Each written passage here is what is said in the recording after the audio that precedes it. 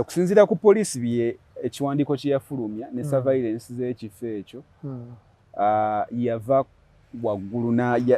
waggulu n'agwa wadde nga bingi tebinabeera clear bigattagatta bulungi ono ayogera kino oli ayogera kiri ono ayogera kino oli ayogera kiri kuba nawuliddeko no voice note y'emu opposite ekizimbe ekyo waliwo essomero erimu nawuliddeko voice note y'emu ey'omusomesa asomesa ku ssomero eryo ng'agamba nti omu ku bayizi be yaliwo mu moment eyo oba yali atunudde direct mu kizimbe ekyo ku moment eyo yennyini Lawal we yavira waggulu n'agwa wansi era mbu mu kulaba omuntu ng'ava waggulu agwa wansi omuyizi ono oba omwana ono yaleekaana ng'ayita ticca we oyo wabula omusomesa agenda okuvaayo ng'alaba ki omuntu yagudde dda wansi bagezaako mmuggyawo basobola okumuddusa mu ddwaliro naye bingi ebikyayogerwa ku incident eyo kuba waliwo ne third party kati eyingiddemu bagamba mbadde ngezaako okusoma Daily Monitor olwaleero kw'ossa ne sources zange endala nga bagamba nti ate waliwo omusajja omulala alabika okuba nga yayingira mu kifo ekyo owokulala wakola owokusatu oba yajja anoonya omuwala oyo nga kigambibwa nti yasooka ku reception n'abuuza oba omuwala gy'ali mu ruumu ye ku lunaku olwo lwennyini so ensonga poliisi ekyazinoonyerezaako tuyinza obutazigenda nnyo paka nga poliisi emaze otugamba tubaaniriza ku Brown Skin Events nate amannya nze Ashime Muse Kampala's Brown Daddy kiyinza okugaa kiri kimu nti subscribinga sharinga commentinga era emboozi bwe beekunyumidde togiraba wekka fuba nnyo kwa nti obako n'omulala gw'ogiraba naye naye nga abantu ekamu ssente bakira Max Mattress and Beddings basangibwa we kasubi nga wakava mu bitaala boti oyima load ng'odda kwoyima load bwoti ojja kuba obalaba kyengulu awo tuukawo bakuwe byonna byonna byoyagala mu blanketi duvets mifaliso mu bika byonna kalonda yenna agenda n'ebyo awo olunaku olwaleero story gyenzize nayo story yanjawulo mu olunaku olwaleero sirinze kandi n'omukulu gwayita Mr. Kyeswa Mr. Kyeswa tukwaniriza buza kuba tulaba sebo nange nsanyusa okubeera wano ku Brown Skin Events naye musajja wange Hashim era nga olunaku olwaleero bye tugenda okwogerako anyway ojja bibanjulira naye nga njala okusooka obuuza ku bonna bali ku Brown Skin Events ntumugamba mutya emirimu mugitambuza mutya mukana akasana akababula bwe kati Kampala abamu bagamba tebakyebaka nambuliri bebaka wansi Gloria Bugi nawulidde agamba ye yeebaka nga bwe yazaalibwa naye nakyali wange we South Sudan eyo South Sudan oba Sudan yangambye Kampala tukabisa kajanja wabwe kitokota nti eri ewaabwe osobola n'oteeka eggi mu mazzi awo ne lyefumba era abantu kyakabisa kajanja naye nsanyuse nnyo okubeera wano yeah.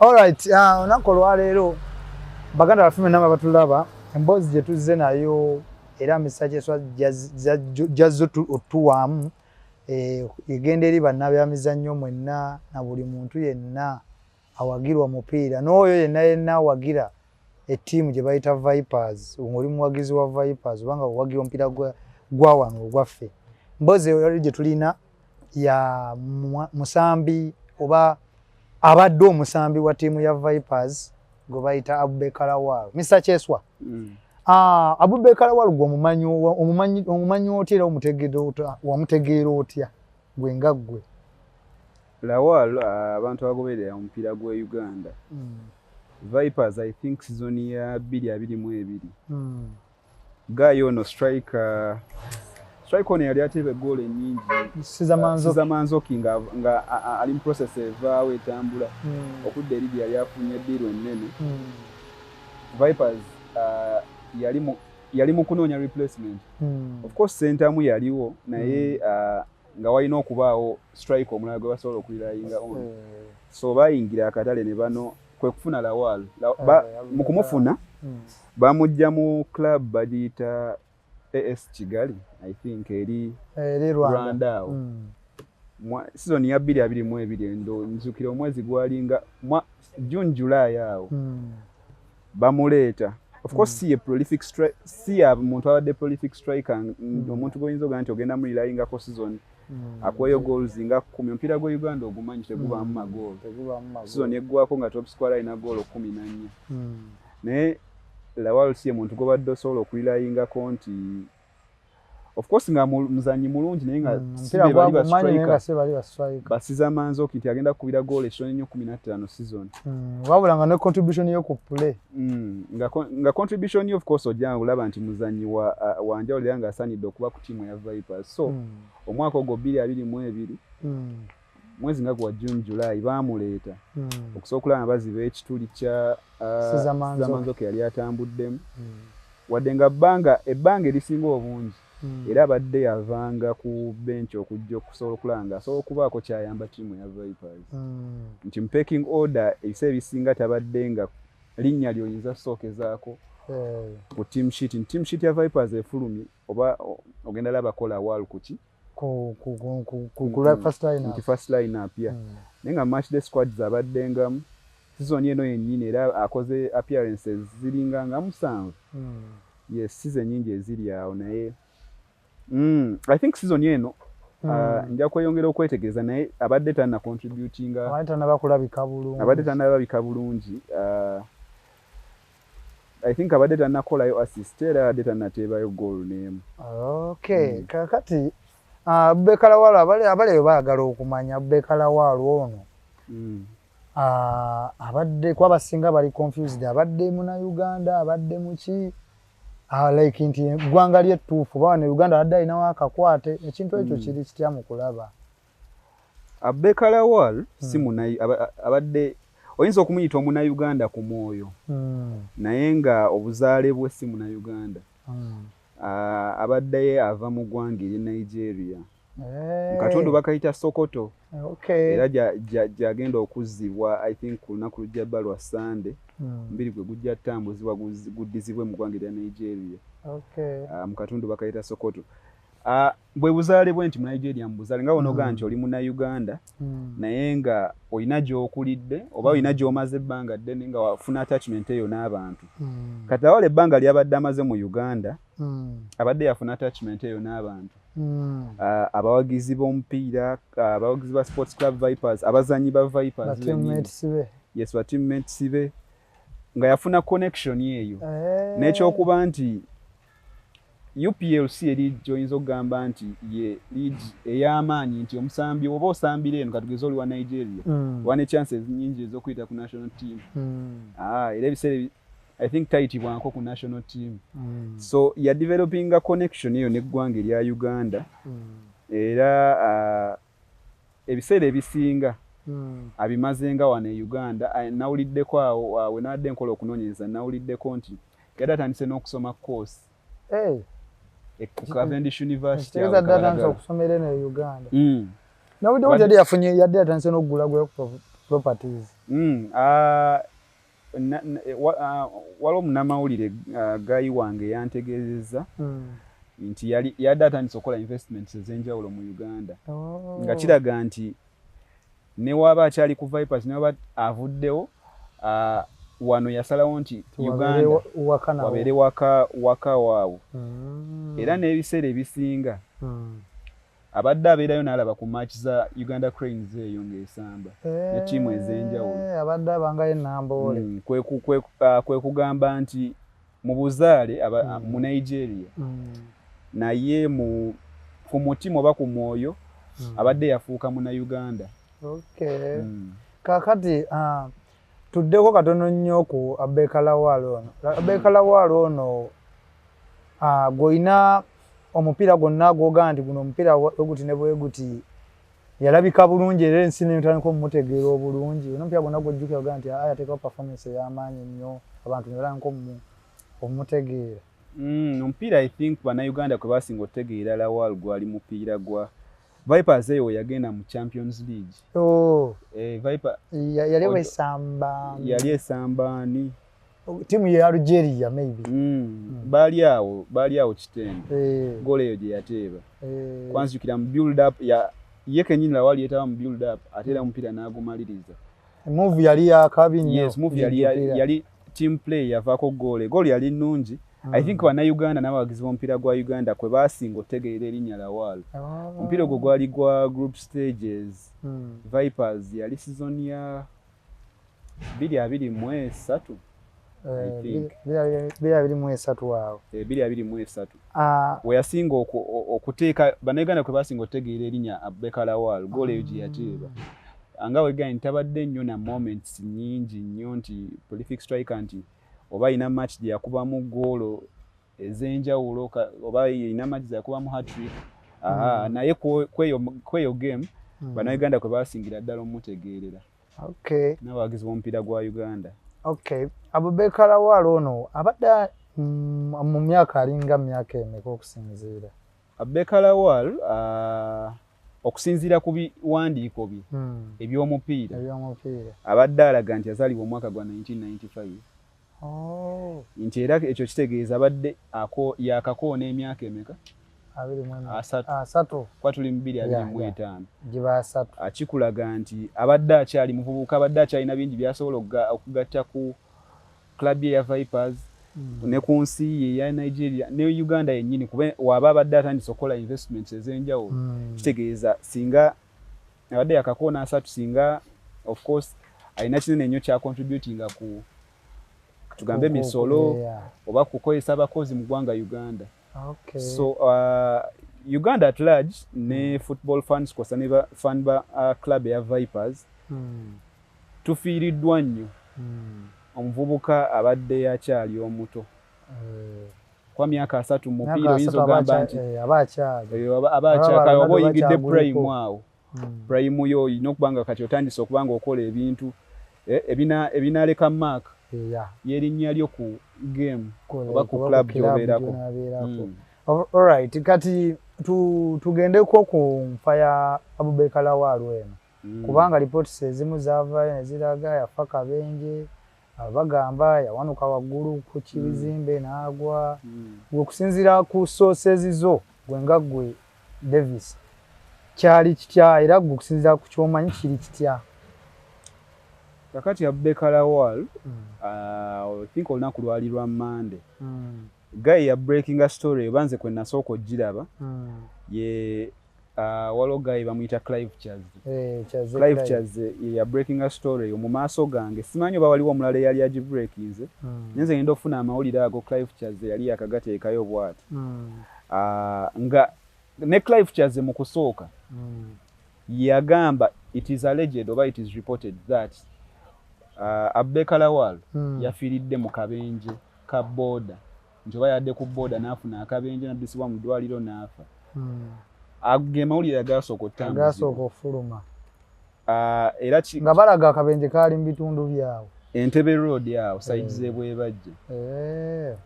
Era nga bagamba baali bagamba mawulire ago nga gakafuluma baali bagamba mbu olwago akabenje bamutwala mu ddwaliro. Wabula omukumuddusa mu ddwaliro teyasobola kuwona. Later on police ng'emaze okukola investigation zayo ezisooka yafulumya ekiwandiiko ku Twitter nga kisoma nga kigezako tunnyonnyola incidents ezisobola okuba nga zaaviiriddeko Abubakar Lawal okufa. Era ekiwandiiko ekyo kyasoma nti Lawal okufa kwe kwava ku nti yava ku waliwo mall eri awo ku Entebbe Road bagiyita The Voice Mall. Nti yava ku mwaliiro gwali gwa kusatu gwa kuna n'ekata wansi abantu mu kumulaba oba mu kumwanguyirawo ne bagezako kumutwala ku health facility yali okumpi oba eddwaliro eryali okumpi gy'ataasobola kuwona. Poliisi era mu kiwandiiko ekyo yategeeza nti erina omuntu gwe yasigaza oba gwe yakwata okusobola okugiyamba mu kunoonyereza nga kiteeberezebwa nti omuntu ono yali mu ruumi y'emu ne Abubakar Lawal olunaku olwo. Segeza mole eriko engeriza ya ife biwumulibwamu. Voice Mall eyo I think waggulu either level yokusatu oba eyokuna waliyo guest houses oba zosobola okuyita room mosobola okuwummuliramu. So Lawal mwe yali. Kigambibwa omuwala ono gwe saagala kwogera mannya poliisi gwe yasigaza kwa poliisi ekyakola kunoonyereza. Kigambibwa nti muwala azanya game ya basketball era nti yasomera Kitende awo wabula nga muwala mu Tanzania. Okay. Nti era yali student era kitegeeza nti bamanyiganira awo sinnategeera bulungi naye nga kiraga bye nafunyeko biraga nti yali student nga azanya omuzanyo gwa basketball ku St Mary's Kitende.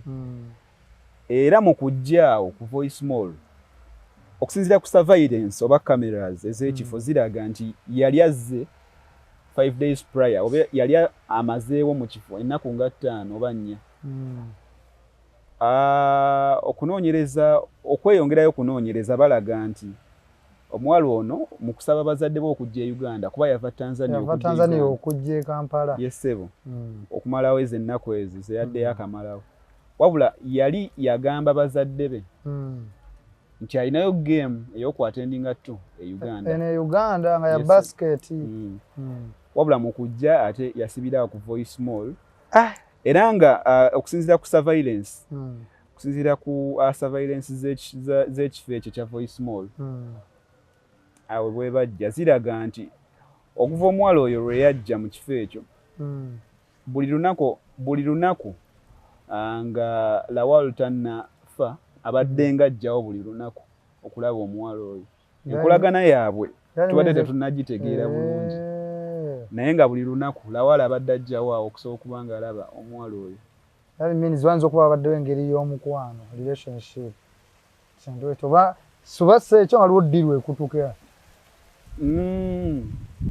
naye okitunulira obulungi ate kuba poliisi egamba mu bintu ebimu bye yasangawo ebya Lawal yasangawo training kit ye nesangawo headphone nesangawo ebintu kale omuntu ebyamangu byotera okubeera nabo nga kitegeeza nti abadde alina enkolagano oba enjawulo n'omwana ono ng'afiringa comfortable around naye obanga wabadde agendanga ku training ku Vipers wasooka oyita n'alyoka yeeyongerayo awo tutanategeera bulungi n'enkolagana gy'abadde ono abadde mukazi abadde mwana okusinziira emyaka gye emituufu tetunnagitegeera naye ng'okusinziira ku ndabika ye abadde muwala omuvubuka. Okay, kati Lawal bw'atyo ku Voice Mall gye yawanuka n'abanga okusinziira ku poliisi bye ekiwandiiko kye yafulumya ne surveillance z'ekifo ekyo yava waggulu n'agwa wadde nga bingi tebinabeera clear bigattagatta bulungi onayogera kino oli ayogera kiri onayogera kino oli ayogera kiri kuba nawuliddeko no voice note yemu opposite ekizimbe ekyo waliwo essomero erimu nawuliddeko voice note emu ey'omusomesa asomesa ku ssomero eryo ng'agamba nti omu ku bayizi be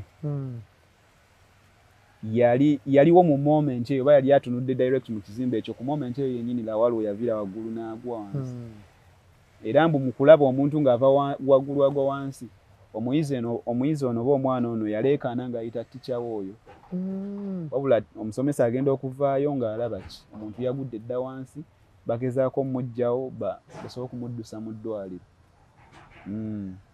Naye bingi ebikyayogerwa ku incident eyo kuba waliwo ne third party kati eyingiddemu bagamba mbadde ngezaako okusoma Daily Monitor olwaleero kw'ossa ne sources zange endala nga bagamba nti ate waliwo omusajja omulala alabika okuba nga yayingira mu kifo ekyo owokulala wakola owokusatu oba yajja anoonya omuwala oyo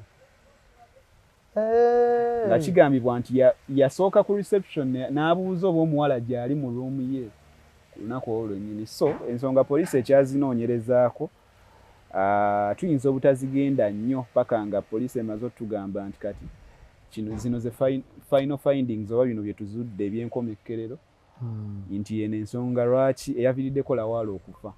Omwoyo gw'omugenzi Mukama agulamuza ekisa tugenda kumusobwa nnyo nga ffe abanyumirwa endiba n'abawagizi ba Vipers. Kakati Mr. Kyeswa twalabyeko awo enteekateeka pulezidenti wa ttiimu eyo omusambi ono kwadde asambira Vipers SC nga alina enteekateeka z'ategeseewo awo awamu nga yo omuntu ne ttiimu nga yo. Enteekateeka zino zaabadde zitya? Twazitangaazeemuko ku bantu abatulaba. Olunaku lwabadde lwa jjo ku ekisaawe ekyo kya St Mary's ekitende wateekeddwa edduwa okujjukira omusambi Abeka Lawal. Kwabadde musambi muki? Musiraamu ku club eya Vipers. Kwategekeddwa edduwa eno yateekeddwa president wa club eyayitibwa Dr. Lawrence Mulindwa. So enteekateeka yagenze bulungi nnyo. Nalabyeko ku basambi ba Vipers nga bakulembeddwamu kapiteeni wa Milton Karisa. Nalabyeko ku bakungu ab'enjawulo okuva ku club ya Sports Club Vipers, abakungu ab'enjawulo okuva club ya KCC, okutwaliza wamu abakungu mu mupiira gwa Uganda abasinga bonna, kuba nalabyeko ne coach Abdallah Mubiru wa club ya KCC. Nalabye ebikongo okuva mu media, nalabyeko Abe Mukiibi. Bantu bangi nnyo baabaddeyo. Era club captain Milton Karisa yayogedde ku lw'abazannyi banne oba yeyakungubagiza yawadde speech ewerekera omubiri gwa ku lw'abazannyi banne aba Vipers Sports Club. Muganda we omugenzi yasinzidde mu ggwanga erya Vipers. Kwa bamutaddeko, I think yayise ku Zoom call, simanyi. Yasinzidde Nigeria. Nga yeebaza club president Dr. Lawrence Mulindwa olw'enteekateeka zonna ze yeetabyemu okuva Lawal lwe yangirira nti akoze eki? Afudde. Kuba Dr. Lawrence Mulindwa okuva Lawal lwe yafa abadde mu nteekateeka okulaba ng'omubiri gw'omugenzi guzzibwa ku butaka Nigeria era Sokoto gye nagambye. So muganda we omugenzi oyo yeebazizza nnyo Dr. Lawrence Mulindwa olw'enteekateeka ezo. Ate nga Dr. Lawrence Mulindwa tumumanyi naffe omusajja wa kapiira, ebbanga lyonna ekintu ekikwatagana kapiira no welfare y'abasambi. Kale mu mbeera eyo nalabyeko ku nteekateeka bakka ngiyite budget eyadde yafulumiziddwa nga balaga nti omubiri gwa Abeka Lawal gwonna nga biwedde ne gutuuka e Sokoto eri gye waŋŋambyeko nti budget eri million nga 3. Kino gwe nga gwe okyogerako ki? Estimate siyinza kubanga nagikoze kubanga n'omuntu yennyini yeetabye mu process eno Dr. Lawrence tannayogera ssente entuufu zagenda kumalira ku process eno, naye nga we yabadde ayogerako olunaku lw'eggulo ku ebintu bingi nnyo bye yayogedde nga club president wa Vipers yategeezezza nti ekintu kiri costly nnyo okusobola okusitula omubiri gw'omuntu eyafudde gujja mu nsi emu oguzza mu nsi endala. Era n'ategeeza nti kyova olaba abantu abasinga bafiirwa ekyatankalibwa. N'agamba nti kyova olaba abantu abasinga abalina abantu baabwe emitala w'amayanja, omuntu ayinza okufa nga leero ne wayitawo emyezi ng'ebiri olwo n'alyoka atuuka e Uganda. Wabula ye agenda kwenshuwaringa nti within 1 week omubiri gugenda bba gumaze otuuka e Nigeria. Process eno yagambye nti almost eri complete era nti wasigadde ekiwandiiko kimu. Era y'ensonga lwaki muganda w'omugenzi yamwebazizza nnyo olw'okukola buli ekisoboka okukola ki. Ssente zo nnyingi zagenda oteekamu zandibeeza ebisatu zoyogedde oba n'okusukkamu oba n'obutawera. Naye nga mu kwogerako yagambye ssente si kizibu kye kuba ssente zikolebwa bantu era zirina kuyamba bantu. Challenge eriwo nti omubiri gw'omugenzi bwe gutuusibwa e Lagos mu Nigeria ate okuva e Lagos otuuka e Sokoto balina okugujjisaawo nnyonyi era kyokka ate ennyonyi ezitambula mu ggwanga kati nga woolaba nti wano mu Uganda tulinawo Kajansi airstrip eyo. Obadde okimanyi nti Kajansi airstrip eyo osobola ogendayo n'olinnya ennyonyi n'ekutwala e Kabale oba n'ekutwala Arua kati ne Nigeria gyebiri naye ennyonyi ezo ziba tezisobola situla mubiri gwa muntu yafudde, tezirina layisinsi eyo. So Dr. Lawrence Mulindwa okumanya ssente nnyingi zatadde mu process eno omubiri we gumala otuuka e Lagos ate ajja kuba alina okufuna chata y'ennyonyi esobola ositula omubiri gw'omugenzi ate ogujja oguzza e Sokoto awo wonna ssente zigenda. Processing mpanvu. Kati nate teyakomye awo. Lawal contract ya signinga ne Vipers, ssente entuufu z'abadde afuna tetuzimanyi. Naye Dr. Lawrence Mulindwa yeeyamye okubanga okumala emyezi 6 okuva omugenzi we yafudde. Ssente zigenda bazigenda eri famire y'omugenzi. Okumala emyezi 6 era n'abawa option. Basalewo oba bazaagala kirindi zijja omulundi gumu oba zijjenga buli mwezi abeerenga alina ssente z'abaweereza buli mwezi. Kino kyongereraga omutima omulungi ogwa Dr. Lawrence Mulindwa n'omutima ogw'akapiira. Kati Mr. Kyeswa yo akapiira tusuubire nti kale kino embeera neriwo Mr. Lawrence Mulindwa gyataddewo ba Sports Club Vipers gyetaddewo. Tusuubire nti ne kumakira abamala kisoboka oba Vipers yo biralamu. Anti era otunuulira incidents ezibaddewo. Kati club nga club ki? Kubanga club era ezisobola I think club ezo Vipers, KCC okusingira ddala. Ensonga lwaki zirina nnyo ba foreign players abo.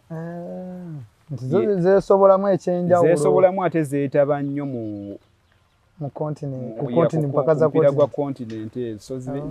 So ebisinga ziba zaagala zibeere ne squad depth oba n'abazannyi abali exposed ko ku mupiira outside Uganda. So kizibu nnyo. Of course gye bali naye kizibu nnyo kusanga club zetumanyi kalenge entonotono okubanga erina omuzannyi ali foreign. Era sikirowooza nti newe zandibadde zimulina oba singa Lawal abadde asambira club ezimu ku ezo. Sikiwa nti bandisobodde okukola bino byonna. Oba mu bwangu Dr. Lawrence Mulindwa bw'alikoze. Katono nnyo mabegako awo. Guy Abeka Lawal nga yakafa nga amaze okonfamingibwa nti afudde. Lunaku lwali lwakubiri captain oba yaliko captain wa club owensi eya Nigeria Guy bamuyita Ahmed Musa. Mujjukira yaliko mu Bungereza yaliko mu club eyaki Leicester City. Yaliko mu Leicester City n'agendako mu Italy I think. Obaka tali mu France. Yeah, I think ali France kati. Yagenda ku Instagram ye ng'alaga obutali bumativu. Ne circumstances zeetolodde okufa kwa munne Lawal. Era nga post ye yali eraga nti munyiivu era nga asaba government ne police ya Uganda basobola okubanga bakola okunoonyereza okw'amaanyi okusobola okulaba nga bamanyisa famire ya Lawal kosa ne ba countrymen banne ab'e Nigeria n'aba wano bennyini nsonga ki entuufu yakoze yaviiriddeko okufa. Okay. Kakati twawulyako oluvuuvuuno nti embassy ya Nigeria nti erina like a lot of questions ku nfa yawe era nga kiragawo kiyinza oleetawo ku mbiranyemukko singa poliisi enaava era nga bali ku questioninga poliisi era bagisaba mangu. Story eyo wagiwulirako ba ogiinako idea? Ebiseera ebisinga poliisi toyinza giwa time frame nti mukole okunoonyereza mu nnaku 2.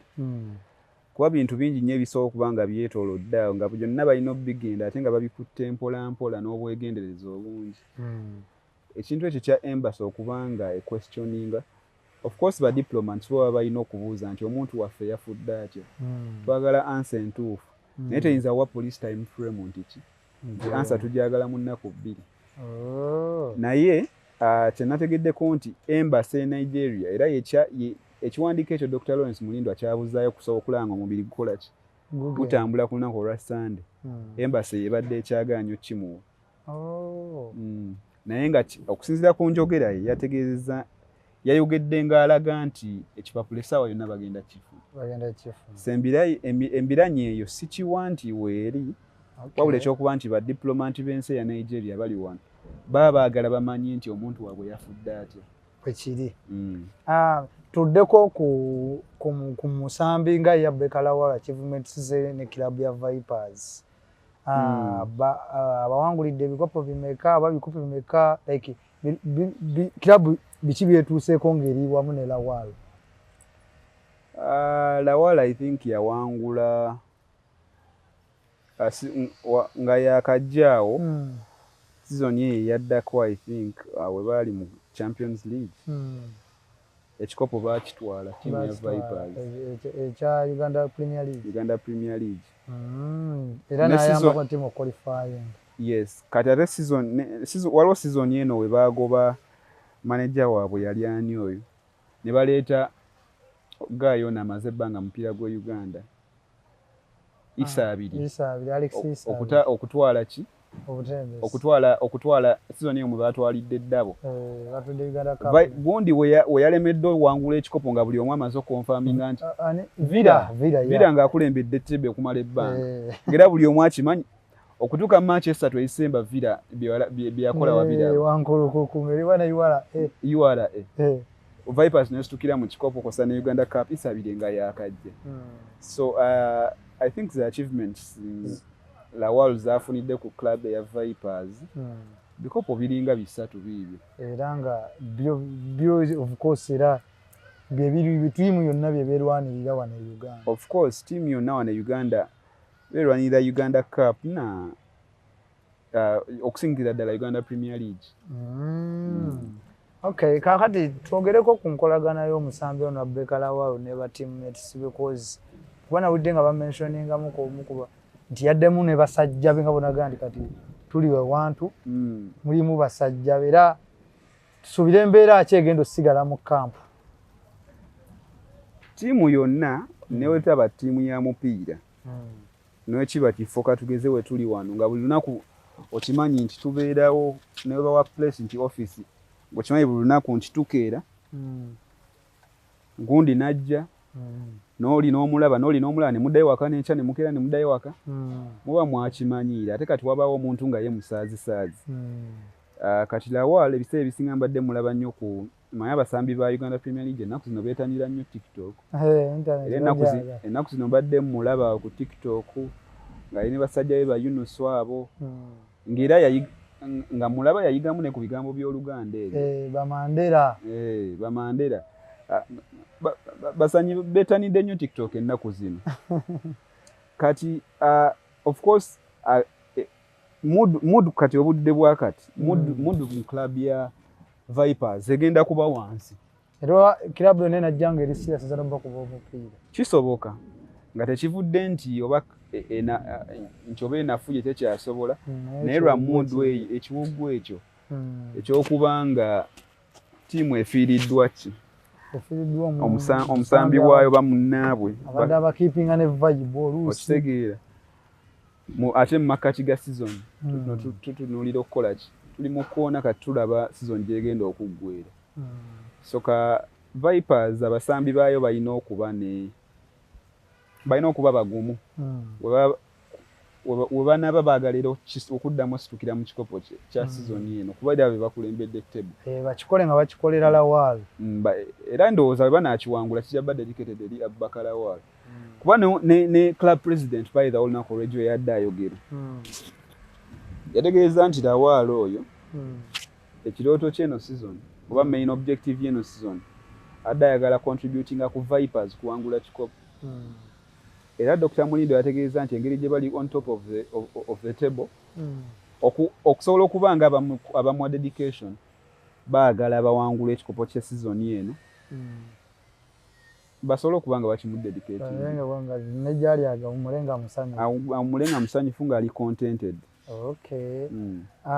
Rebecca Lawal abatulaba eyadde muzanyi wa Vipers era nga yeetimba omujoozi namba 8 naye ng'asooka kwambala mujoozi namba 10 namba 8 eyo yajambadde season eno ng'eva mu mwana mulenzi Alani Okero.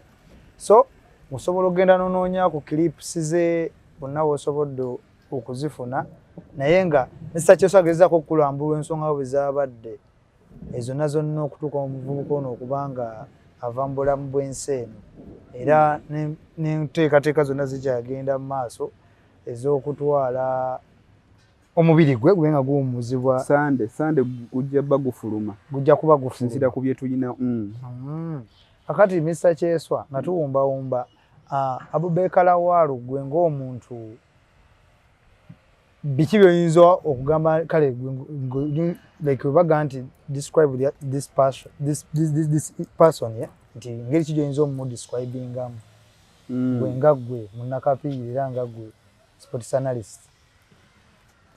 I think Abubakar Lawal nyinza omudescribing nga muntu abadde lighting up teammates be nti waliwo moments eziba ku kisaawe nga team yonna eri heated up nti omupiira mugwetaaga guganyi gulemedde ku 0-0 oba guli emu 0 wakulembedde mwagala muguyunge kati wabawo moments ezo ne mugetinga heated up ne mwagala okuba ba opponents kati Lawal nyinza omudescribing nga omusambi abadde aleeta kaamu eyo ku kisaawe oba obukakkamu nga ajja kuba wakakkanye basambi banne abaddemu akantu ka leadership wako of course nga ajja n'abakakkanya then ne discipline kuba omusambi yenna nga of course oli international ogamba nti international ntegeeza nti nga toli munnauganda nojja ku club ng'oze kusamba kapiira but of course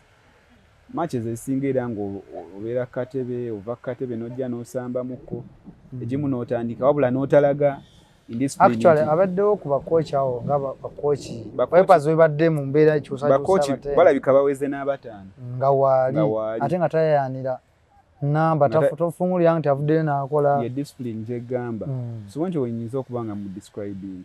Okay, ati Mr. Jito naye akatalekeka ku nsonga zino before nga tetunaba kubanga twabulira ensonga zino akatalekeka nga nvudde ku kyokuba nti kati kanve kino kyenjogera sikisinzidde ku Abubakar Lawal wabula government ya Uganda I think eyongere what clubs omupiira zino naddala eza UPL ne big league yennyini incentives wengamba incentives ntegeeza nti government eyongere okukwatizaako okubeera okwatiraganya wamu ensonga waliwo ebintu ebimu abasambi baffe bangi bagenda ku Bulaaya eyo ne balemwa naye tebalemwa nti tebamanyi kapiira sere ebisinga mental health eyo ebasumbuwa nnyo discipline ebasumbuwa nnyo so courses zino club ez'enjawulo zirina okuadoptinga oba okudevelopinga courses zino nti omusambi once in a while abasambi once in a while maybe omulundi nga gumu myezi ebiri oba mulundi nga gumu buli mwezi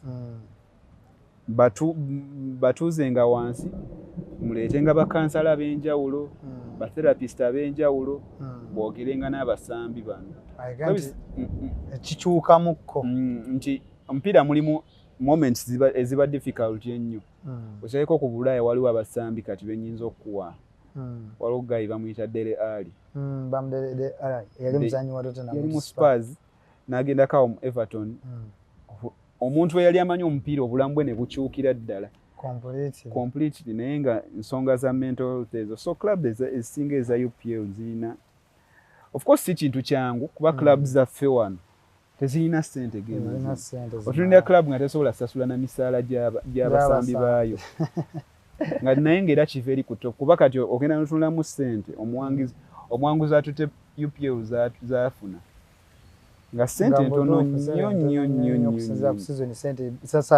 webale nnyo kyola club ezimu zituuka wakati wa season kati season eno yennyini eno beeri gundi aluwahiru yakoma wakati kuba kakituuka ne kikuyiinze n'ogamba kiganye naye ng'ate olaba ssente zibawa champion zireka tezimala na facilitatinga transport kumala season namba ate champion era bw'aba wangudde n'ogenda ku continent okitegeera so nze kyenyinza okuba nga ŋŋamba kati Mr. Kyeswa twagala okumanya bifo nga tetunaba kuva wano FUFA nga yo ekitongole ekitwala omupiira by'emizannyo wano e Uganda nga bwe tulaba nti UEFA eri oba biki yo nga yo ku mbeera eno ebaddewo ku Abubakar Lawal kufaakwe Fufa nga yo kikigwe kiwalabyeyo kyevuddeko neteekawo embeera ki gye yataddewo. Fufa nga wayiseewo essaawa nga 8 oluvannyuma lwa Lawala okufa. Buli omu ng'ali ku TikTok, social media bapostinga, Facebook bapostinga bakungubagira Lawala.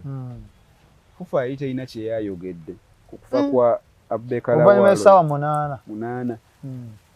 Waogayi wange oyo bamuyita Rickman Manulik. Naye wakapiira nnyo era waliwo ne rumors mabega kaambu yali agenda kujoininga club ya KCC. Nabiwulira. Yagenda ku hando ya Fufa ya Twitter n'abataginga ng'ababuuza ssebo abafufa wemba mbadde temukimanyi waliwo omusambi w'omupiira gwa Uganda eyafudde.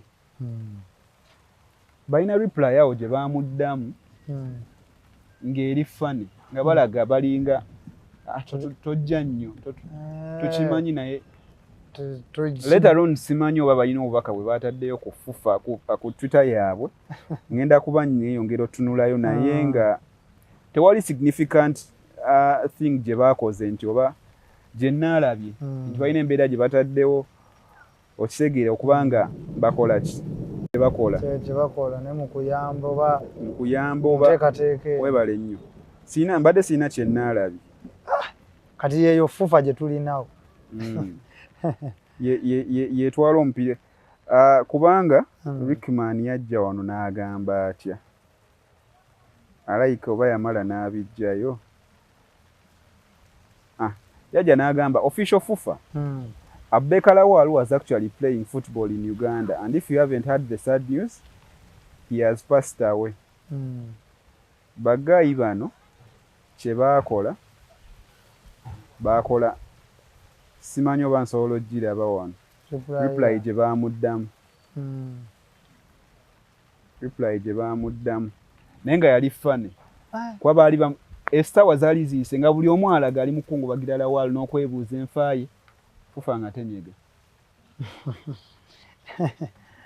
naye ng'era of course nsuubira balina embeera gye batadde I think balina contribution gye bakoze simanyi bayinza oba bagikoze nga tetunnagitegeera butegeera nga si ya mu kamera naye gwobola kisoboka kizibu nnyo wano e Uganda buli ayambira mu kamera. Anyways tweyanza nnyo Mr. Kyeswa okutujja wano tukyalira ku Banskin Events era ne information eyo banja badde batakimanyi banja badde beetaaga okumanya embeera eriwo yonna kunfa bano byamizanyo bonna abasinga abali eyo naye nsuubira kati alabye sheeno ovuddewo ofunye at least kahinti akamala tujja kuba twongera obakomezaawo Mr. Kyeswa oluvannyuma ennyo nga poliisi emaze okufulumya final report era nga n'omubiri nga gumaze okutambula ne gugenda Mr. Kyeswa tujja kuba tumuzza ayongere otulambulula ensonga naye nga teweerabira tubadde ku Banskin Events amanya Ashimwe Musimba ne Mr. Kyeswa akuuma atakuumira mpeera.